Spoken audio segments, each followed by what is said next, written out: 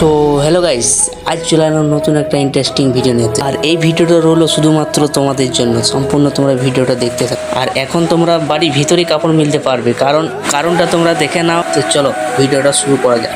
প্রথমে বের করে নিলাম সুতোগুলো বের করার পর তারপর মার্কিং করে ফটাফট ড্রিল করে ফুটো করতে লাগলাম। সো ফুটো করার পরই এখন আমি বুলেট স্ক্রু দিয়ে দিলাম। তারপরে দিয়ে দিলাম লাইনের মধ্যে চাকা দেওয়া আছে, সেই চাকার মাধ্যমে তোমার পাইপ ওঠা নামা হবে।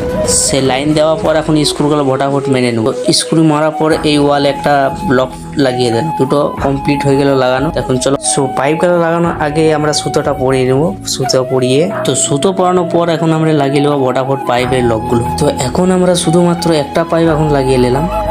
সো একটা পাইপ লাগানোর পর এখন আমরা সব পাইপগুলো এখন লাগিয়ে নিলাম। তো ফাইনালি গাইস আমাদের সব লাগানো কমপ্লিট হয়ে গেছে।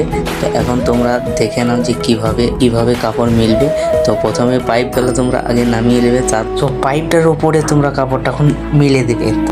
সো মিলে দেওয়ার পরই তোমাদেরকে সুতো ধরে টান দিয়ে দিতে হবে, লকগুলো লাগিয়ে দিতে হবে।